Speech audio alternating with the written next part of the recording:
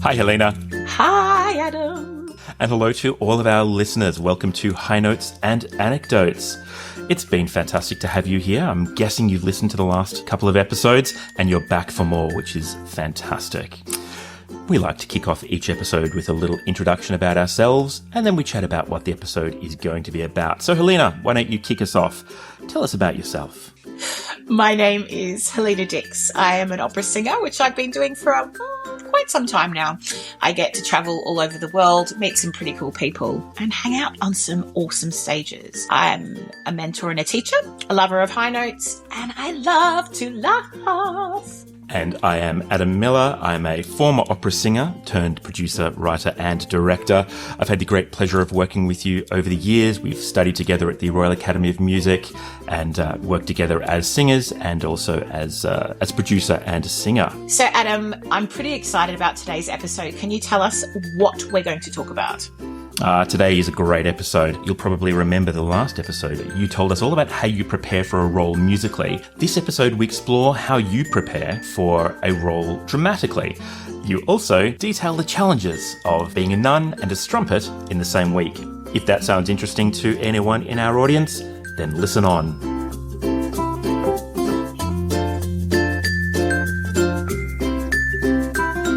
And here we are again. Oh my gosh, we keep doing this, but it's a fun chat, and I'm learning lots.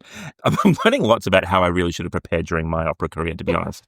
I hope you're taking notes. Yeah, I should have been taking notes. I want to get those notes from our last conversation, which was about your breath mapping, which was so interesting.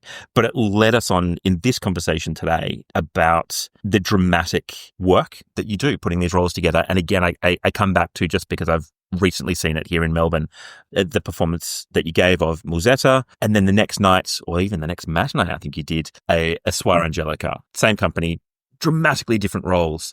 How do you do that? Like, how do you dramatically prepare these roles? Oh, it's a tricky question because, of course, you can only dramatically prepare so much without a director and without knowing in which way the production is going to go. Which, even in its own right, is a bit of a shift, isn't it, from the days when you and I were first coming up through opera together, because so often you were doing revival productions where someone else had done it, and so you kind of come in knowing roughly what the production was already, and you were giving someone else's performance. And then you hear the stories of all these famous people who would step in and they would give their performance. And so, Pavarotti would step in and he would give his performance of whatever role that was. And the rest of the show just had to dance around him. Right. I think that's a very big shift that we have these days. We still have revival performances, but you're always able to put your own spin on it. That's true. And I think that also comes from nowadays. If you're doing a revival performance, you do get time with a director or a revival director to recreate that. Yeah. My first gig at the Met was Ernani, and it was a revival production. And I'll never forget the first day on the floor. There's little me, covering Elvira. I was covering Angela. And we had Domingo in there. Domingo usually sang the tenor role, but Francesco Merli was the tenor now. And Domingo was going down to the baritone role for the first time. For the same production that he had sung the tenor role. So he's done the production already, but as the tenor. And the exact same production.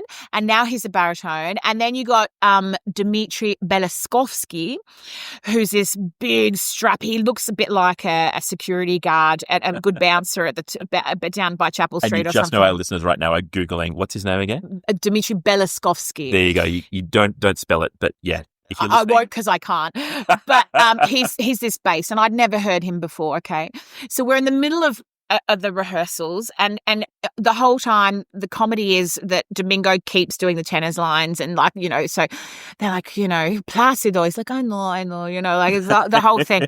So this kind of really interesting thing, because all of them had seen the production previously, they'd all watched it. Yep. And some of them came with the attitude of, I am just going to do what has been done because that's what the director wanted, without any discussions. Yep. And for me, that's not great. No. And what I loved about watching certain artists in the room is that they had their own ideas, but then it would collectively come together with the revival director. And of course, then the question goes as well, how much license does the revival director have? And this is a really interesting point, because some directors who own their productions insist upon everything being, not that they can legally. Yeah. And then some of them want to see it. Some of them want to have control over it. And then others just go, oh, whatever that production's been sold on to that company, they can do what they want with it.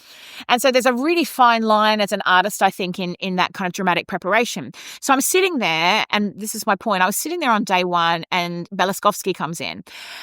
And we're up to his scene now, and he's not sat around and watched anything. And the director says to him, "Oh, Dmitri, do you want me to, you want me to explain what's going on?" "No, I watched DVD." And so everyone in the room kind of laughed, and it was great. So he comes out, and the whole room shook when this man sang. I've never heard anything like it in person before. He has the most commanding presence, both in the sense of, not dramatically, but you don't even need to do anything with that voice and that body. That voice and that body sing, and if it's the right role, you're terrified. Yeah. And that's correct for what he was doing. So he does his aria, and the whole room is like, so Placido Domingo completely forgets to do any acting because he's so like just watching this guy going, what the hell? We were all jaws to the floor. And he gets to the end of the aria, and he'd watch the DVD. So you see him very kind of, he would go, and then he would go, I am going right now because that's what the DVD said, and I'm going left. It's not my way of working, but that was his way of working. So anyway, he finishes, and we all clap. Everyone in the room claps, and Domingo was like, oh, this is amazing.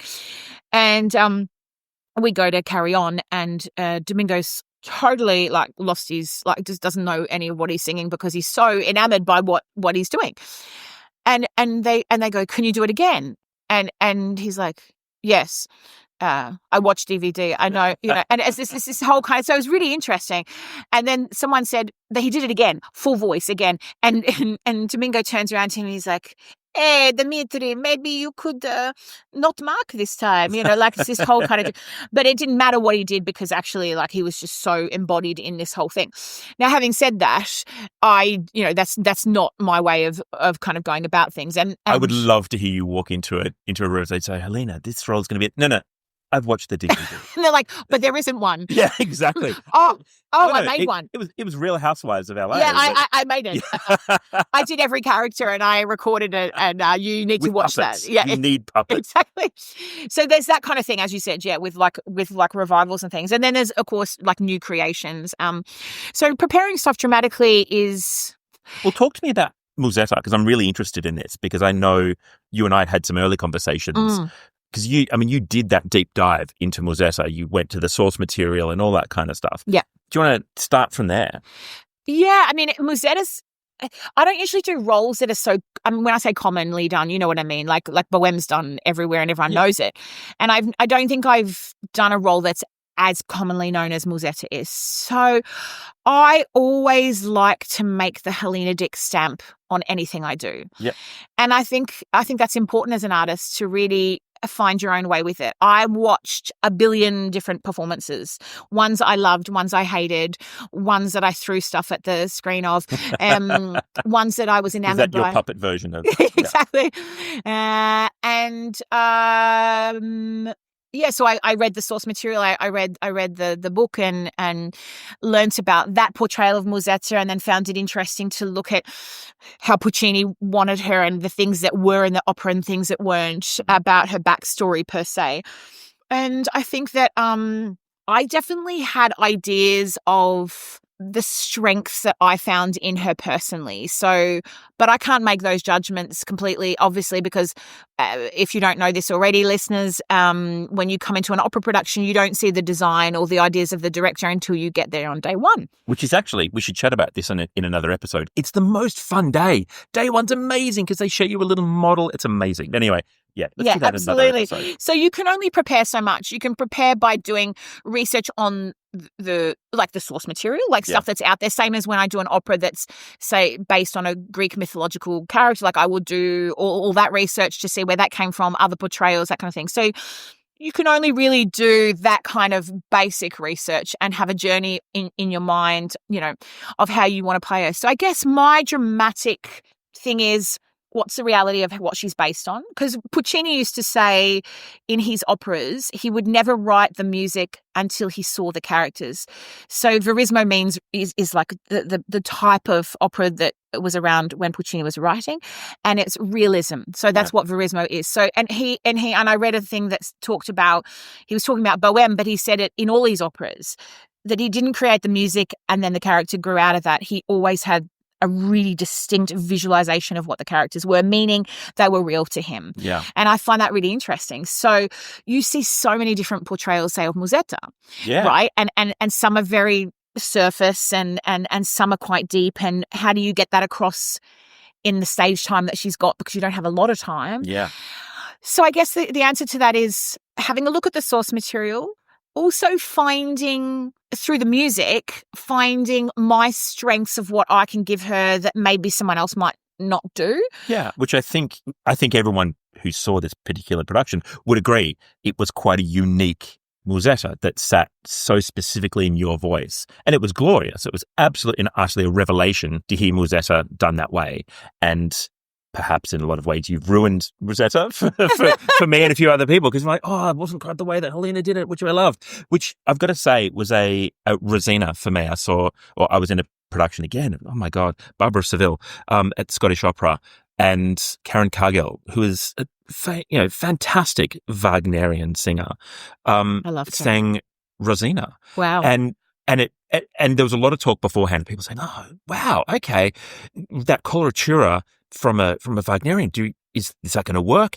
And when you hear it, it ruined me for all other Rosinas. How fascinating. I've never heard another Rosina that I've loved to hear more, because she drove, you could hear, and exactly as you're saying, that idea that what she brought to it specifically was that steel in the voice and the ability to drive through the role, which gave her character so much more resolve, and so Rosina drove that show so much more than so many other Barbara Sevilles that I've seen, because those other Rosinas are often quite light and sort of flippant with their character, where she went, nah, I own this. And so she controlled everyone there. And it was absolutely glorious. That's so clever, because if she had tried to do it any other way, you'd be uncomfortable watching and listening to 100%. it. And I think as an artist, when you accept roles like that are slightly out of your ballpark, but you have a production team or a director or a conductor with an open mind going, well, actually, and that's what happened. Yeah. Raymond Lawrence, head of music at Melbourne Opera, rang me, and I laughed when he first asked me to sing Musetta. I was like, come on, this is ridiculous. And I rang you, and I said, and you said, hang on a minute. And I was like, okay. Let's be honest though. Like, I did a concert version of, I produced a concert version of Bohème in the UK that I asked you to sing Musetta on. And you came and sang Musetta for us, and it again was glorious, absolutely fantastic. So I knew you were a Musetta all along. That was a very long time ago. I guess when we did it in concert that time, I didn't really have who I was as an artist at that time. I would just like sing and do my best. We threw that together. I think we put that together in 2 days. A couple of days. Yeah, exactly. Yeah. So I think, coming at roles now, and it's really interesting because when I did Contessa in Figaro over in Seattle, one of the reviews for me actually said, what we loved about this Countess was the individual stamp that Helena put on it. And there was a couple of things that they talked about, both in the sense of the way I approached it dramatically. And the director that we had already had a very strong idea, and we were double cast. And what was really interesting was it was the same show, but especially the two countesses, we were very different singers. And what I loved about the director was that he embraced that. And he embraced the way dramatically that the couples fed off each other. Okay. Both vocally and dramatically and physically. And so we had two shows that same set, same concept, same idea, but they were actually quite different in the energy that they had. Amazing. And he allowed that to happen because he knew that would bring out the best in the artist to do that. And so, so for that, you do the preparation and then you arrive on day one with knowing what's going to bring out your best, combining that with the director's ideas of the way that they want the production to be. And then during your rehearsal period, really meeting, if you have a really great director, you meet halfway with each other and you say, what about this? And he says, no, or, you kind of balance. And that's how, well, for Bohème especially, with Gary, I had an absolutely phenomenal time with him. And he had strong ideas, but also he'd worked with me before. So that was a benefit for me dramatically because he knew what I could do dramatically too. Yeah. So in a lot of ways we came together going, we kind of know the direction that we want to take her. Yeah. And so without naming names then, have you worked with directors who would give no ground? You've come with ideas, you've come with what you bring to the stage.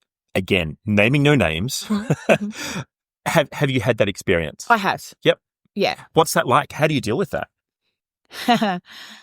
It's hard. It's tough because sometimes the ideas that the director will have go against what makes you necessarily shine. Yep. So it would be like things that might make you look a bit strange physically or things that might cause your singing to be a bit, have a bit of a problem because of something that they do. Or in bel canto especially, that's even harder because when I'm preparing embellishments and ornaments, which I'm creating, because bel canto is all about, the bel canto style of singing is all about creating ornaments and things that highlight the emotional or highlight the dramatic.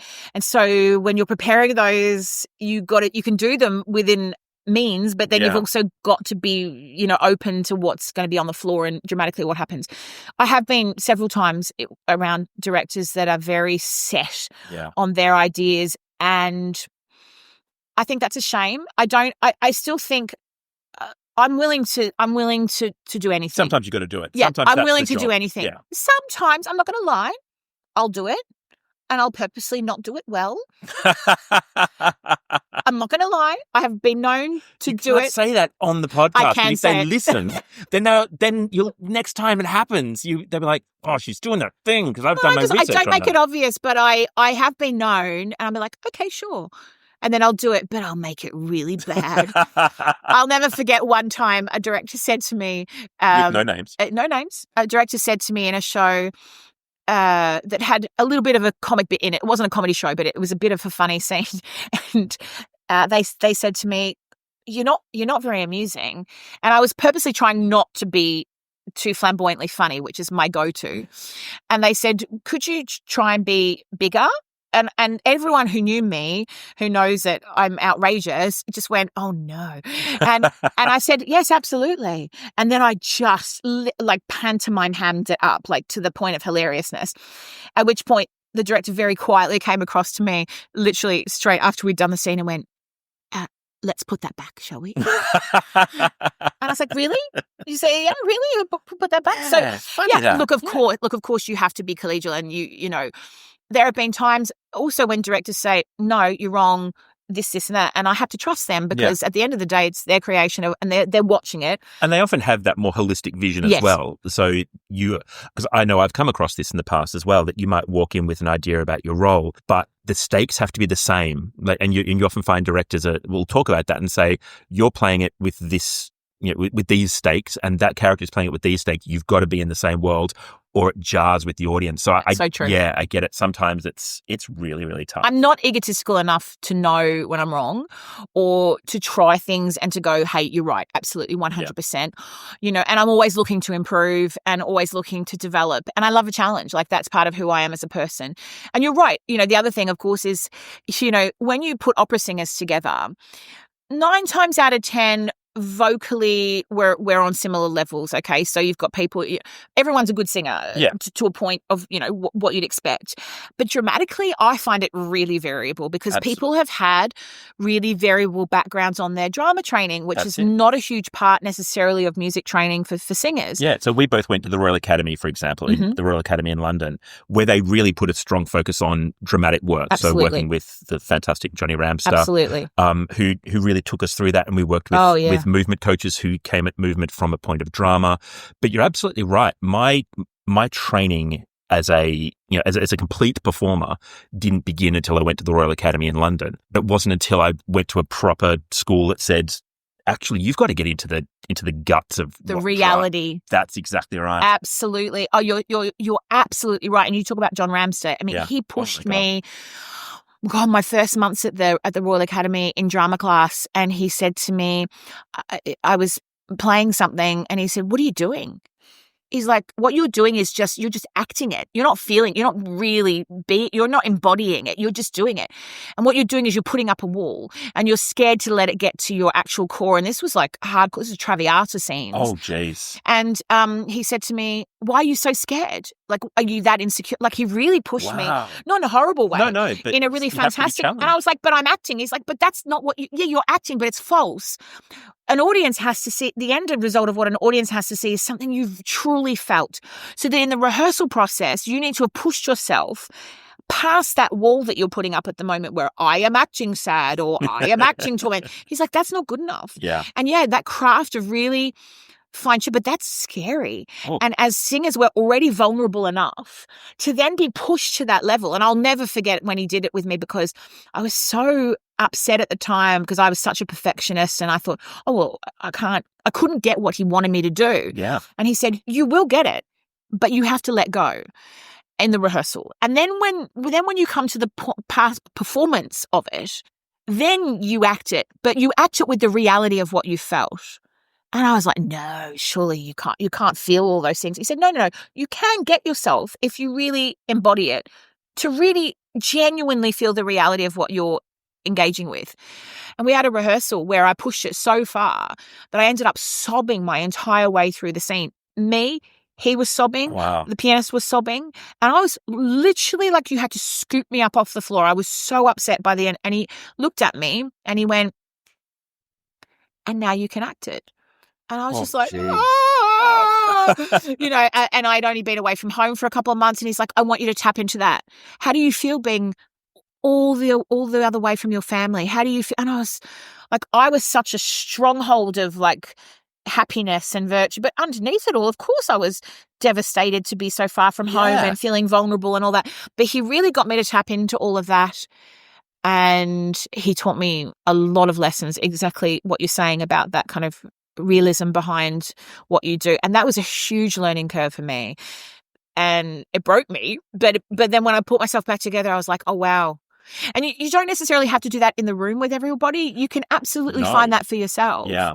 And to be honest, and I don't want to overly admit this because, I'm such a badass and tough. But when I was preparing dramatically for Bohème, I mean, obviously, spoiler alert, Mimi dies.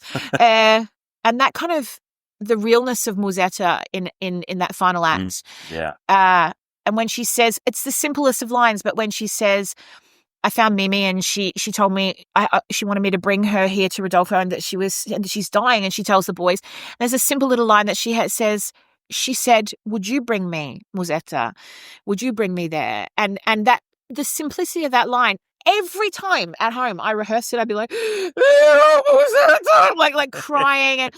But I really felt it. It's like, because Musetta doesn't put herself up on the same pedestal as how she thinks me. Anyway, that's just beside the point. But the point is that reality of drama that you can add to it, and really feeling it and understanding it for yourself, and then being able to put that into the performance, but without it then affecting you, obviously, vocally or so much that you can't sing, because, of course, that's half the battle. And that is half the battle. And you often, I remember, working with so many directors who would criticize performers by saying it's self-indulgent to bring that emotion to the stage.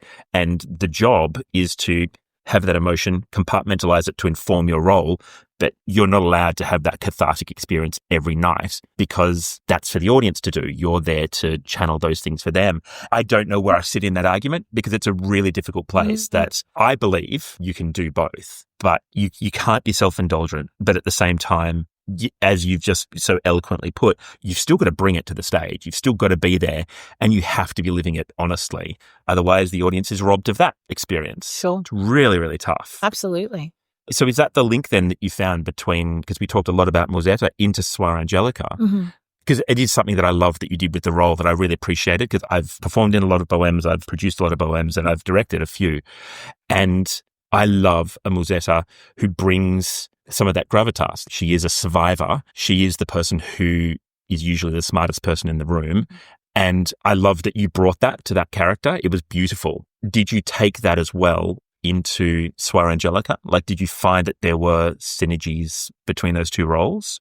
Or did you treat them totally separately? I definitely treated them completely separately, except for one thing, and I haven't said this to you, but it was something that you said to me. Because when you and I were talking about bohème, you said to me that in order for a bohème in your eyes to be successful, you said that the audience has to have hope first, and to go on that journey of hope, and then the tragedy. And then they feel the tragedy more if they've had the hope for longer, and that the tragedy doesn't enter too soon. That's something that you and I spoke about just in general about bohème. That was the only thing that I held on to, because Angelica is devastating. Yeah, and so that dramatic point I tried to take on both shows. Yeah, because at the end of the day, obviously, complete polar opposite of characters. Suor Angelica is so humble and she's, when we see her at the start of the opera, she's been there a while, and you have to understand the backstory of the fact that she's been sent to this convent and everything. Dramatically, Angelica is so moving and so heartbreaking. And the last, 15 minutes of the opera or so, it just builds and builds and builds and builds and builds. And I think it's really hard dramatically not to peak too soon. Yeah. In the sense of the tragedy of it. So when she finds out that her son's dead through, obviously through the end. Again, spoiler alerts. What are you doing?